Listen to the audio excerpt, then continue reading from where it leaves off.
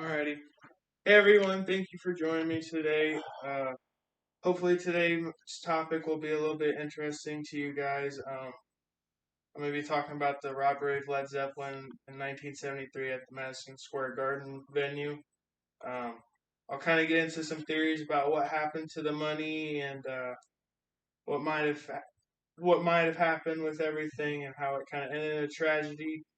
But I want to give credit to all my information. I got a lot of my information from this book right here. Led Zeppelin, all the songs by John Mitchell Goosedun and Felipe Margeton, and then also from the movie The Song Remains the Same by Led Zeppelin. If you don't know who Led Zeppelin is or all the band members' names, that's kind of where I'll start off at, to be honest. The first point, all the band members' names are Robert Plant, John Paul Jones, John Bonham, and Jimmy Page. Jimmy Page was the producer and guitarist of Led Zeppelin. Robert Plant was the singer and frontman of them. John Paul Jones was the bass player and keyboard player, and then John Bonhams was drums, and he also did vocals too sometimes. Their manager, his name was Peter Grant. He was a pretty protective manager of them. He didn't like a lot of people screwing over the band or like making their own merch of the bands. He was really protected over them. He was a powerful speaker, and like a lot of the clips from the movie, they show him talking to people, or they show a clip of him like getting aggressive with someone that was caught selling bootleg T-shirts. So he was really protective of Led Zeppelin. The Madison Square Garden concerts was a 3-day show for the filming of this movie. The Song Remains the Same. It was a 3-day show. It was on July 27th, July 28th, and July 29th, 1973. All the first 2 nights were really good. They went through all the filming perfectly, but the third night is when trouble struck, which was on the Sunday morning. Sunday morning, money was discovered to be missing from their safety deposit box at the Drake Motel, which they were a pretty trusted motel. Led Zeppelin went there a lot and whatnot.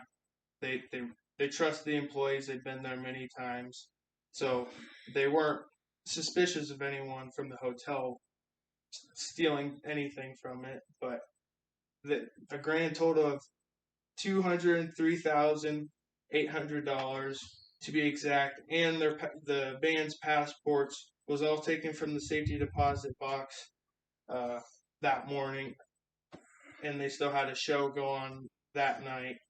The money was intended for paying wages for the plane rides to America, the United States, and also the hotels that they were staying at, and then the filming of the movie that they were doing at the concert. Police investigation got involved in it. A lot of people were questioned, the band members. Some people were lie detector tested, and it was marked as one of the largest robberies in New York at the time in a hotel. It was crazy. No one had been robbed in a hotel. Their attorney, Richard Cole, he was the main person in charge of everything. He was in charge of distributing the money to the safety deposit box, keeping in charge of all their passports and whatnot. And he was the one that took the money that morning to the safety deposit box, but it came up missing. They didn't have any keys, or like he had the keys to it, but they lie detector tested him, and he passed the lie detector test. He was really trusted by the manager, Peter Grant. He'd worked with them for 5 to 8 years, and so it 5 to 8. Yeah, he worked with them for 5 to 8 years, so he was really trusted in the business. And so Peter Grant had no suspicion of him, but the press really thought it was him. He was the main suspect, but the lie detector test granted him he wasn't a suspect anymore. They held a press conference the morning after all the concerts, and Peter Grant, the band wasn't present at the press conference, but Peter Grant was, and he answered a lot of the questions, and he was getting frustrated because a lot of people were accusing Led Zeppelin as this being a publicity stunt, maybe because there was no answers for it or nothing. But he got pretty upset with people saying that. It's like, why would we bother with lie detector test everyone, and it just wouldn't make sense if it was a publicity stunt. And he ended up assaulting a photographer and getting arrested that morning for it.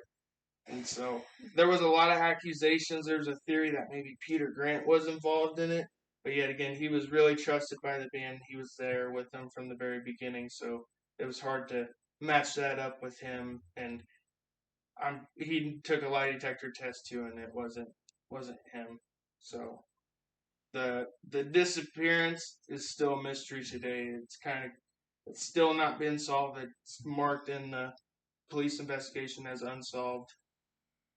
And yeah, pretty much that's it. Led Zeppelin, to this day, they went on that night full fledged of a roller coaster of 3 nights at Madison Square Garden, and they knocked the third night out of the park with that weight on them. Before they went on to stage, they figured out that they had been robbed of that much money, but they still went on to do their concert and everything. And passports are still missing to this date, and the suspect has not been identified. Alrighty, well, thank you.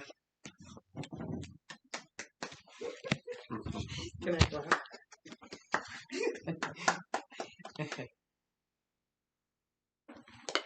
Chopped on.